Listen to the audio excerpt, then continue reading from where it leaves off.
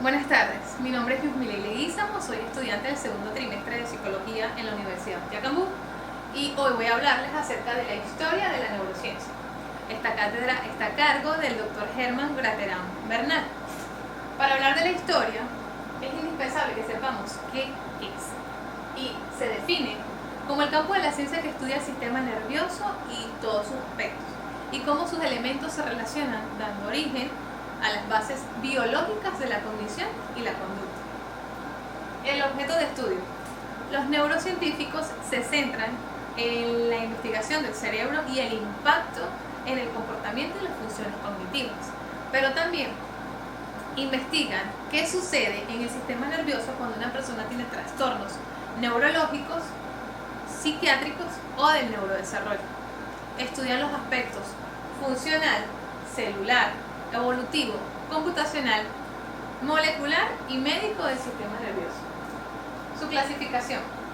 La neurociencia era tradicionalmente clasificada como una subdivisión de la psicología, pero en realidad esta es una ciencia interdisciplinaria relacionada estrechamente con otras disciplinas, como lo son la matemática, la química, la lingüística, la filosofía, la psicología, entre otras. Ahora sí, un poco de historia. El origen. Hablar del origen de la neurociencia es remontarnos al antiguo Egipto. Fueron los egipcios quienes describieron por primera vez el cerebro. Podemos decir que ellos son los precursores de la medicina tal y como la vemos actualmente. La medicina egipcia tenía dos vertientes. Una era la mágico-religiosa y otra era la empírico-racional. En aquella época no tenían en alta estima el cerebro.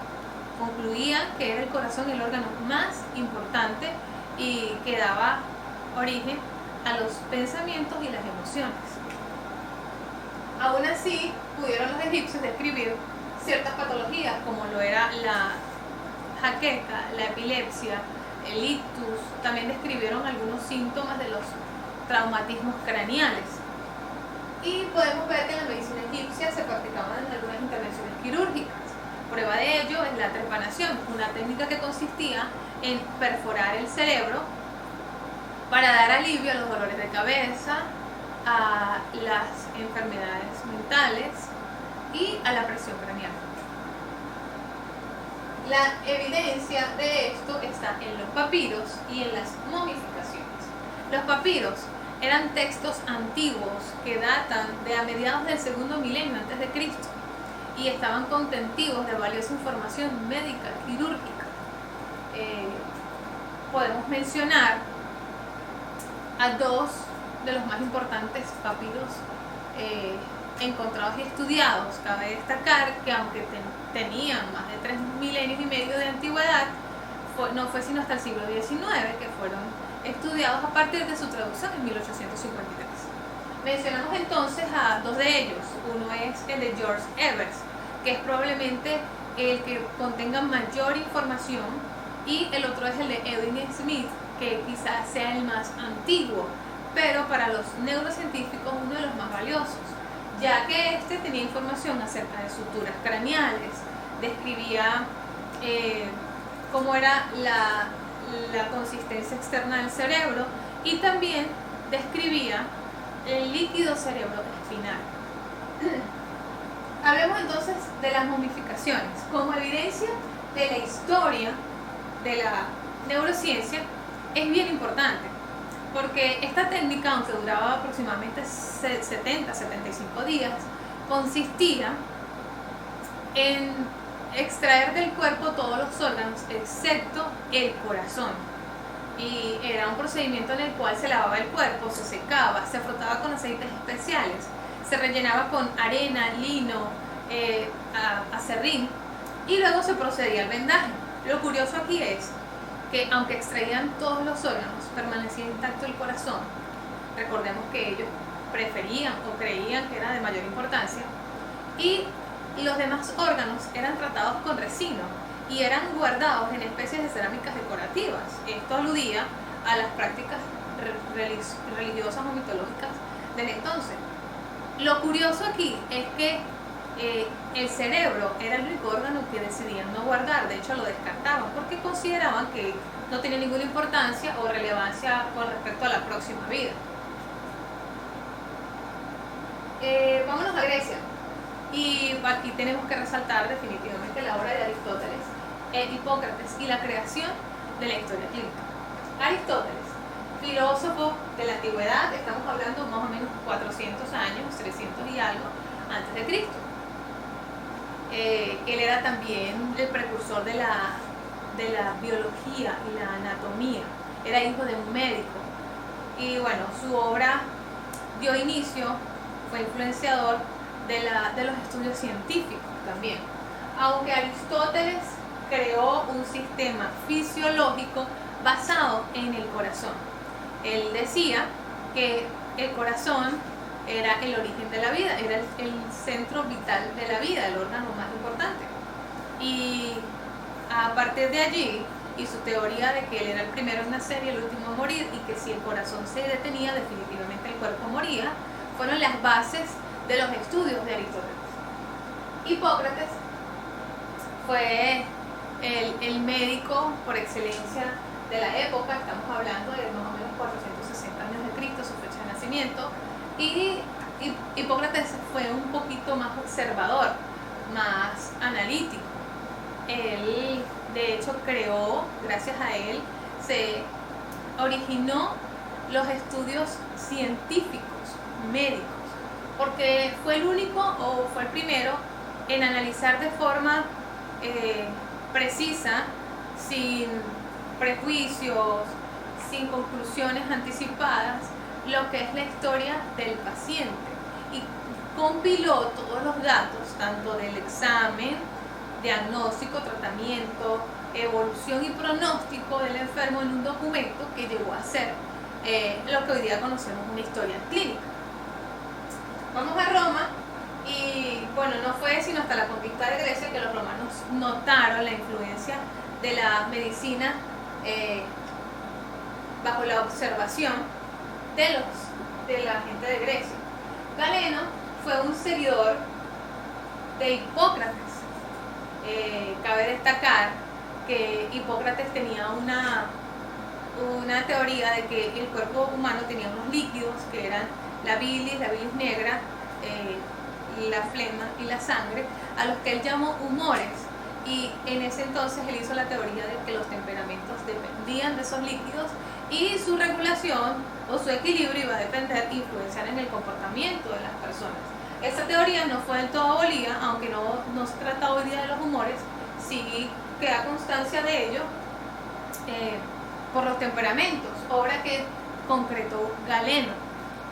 Y bueno, ya sabemos hoy día que refiere más bien al sistema neurológico y a la influencia endocrina de la persona. La obra de Galeno dio, como quien dice, cierre a la medicina de la antigüedad. Y los aportes que él hizo, como el descubrimiento de los 7 pares craneales, a Galeno se le acredita la relación del cerebro que controla la voz, como algunos músculos del cuerpo están directamente relacionados con la médula espinal, y todas estas cosas permanecieron vigentes alrededor de 15 siglos aproximadamente. Vámonos a otros aportes importantes en la historia de la neurociencia, y ya viene siendo más a la edad contemporánea, y es influenciada en cierta forma por el arte, por las manos de Leonardo da Vinci. Leonardo, además de ser pintor, era arquitecto, físico, químico, escultor, era ingeniero, era poeta, era músico e infinidad. Pero por sus manos, una especialidad que hizo de anatomía, su aporte fue tan especial porque dibujó, al menos, hay 18 pliegos con más de 200 dibujos de distintos órganos que él creó: huesos, músculos, los órganos internos, incluso dibujó a un bebé dentro del útero. Y aunque fue medio controversial, ya decíamos que no era tan fácil publicar, estudiar algo por las restricciones religiosas que existían, e hizo un aporte importante. Otro aporte importante fue a través de René Descartes. Él era un filósofo, ya fue el filósofo más contemporáneo. A René tenemos que acreditarle muchas cosas porque además de ser filósofo era matemático y físico.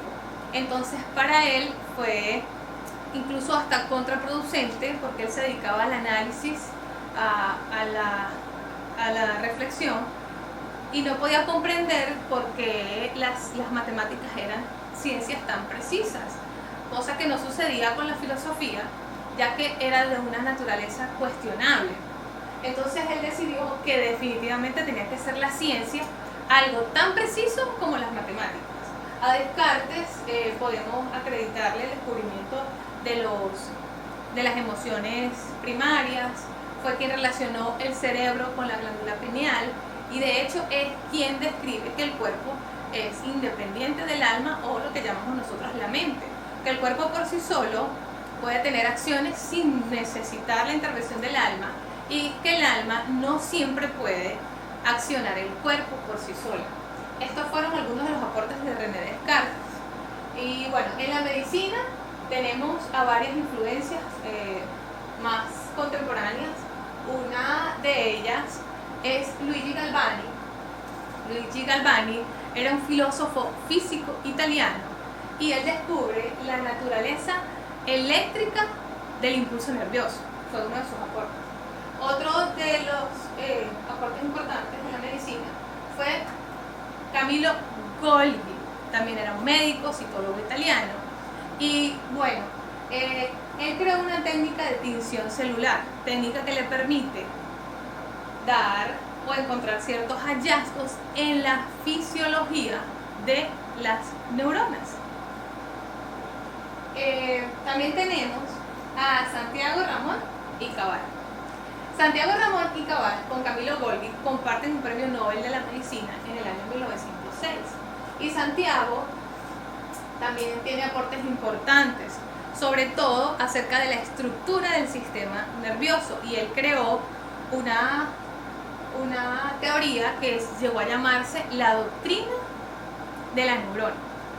Todos estos temas siguen vigentes hasta hoy, son aportes importantes en la evolución y el desarrollo de la historia de la neurociencia, y vamos a mencionar algunas ciencias afines a la neurociencia, como pueden ser la neurobiología, la neurociencia cognitiva, la neuroanatomía, la neuropsicología, la neurolingüística, la neurología, la neurotecnología y el neurodesarrollo. Esta ha sido toda nuestra intervención por el día de hoy. Muchas gracias.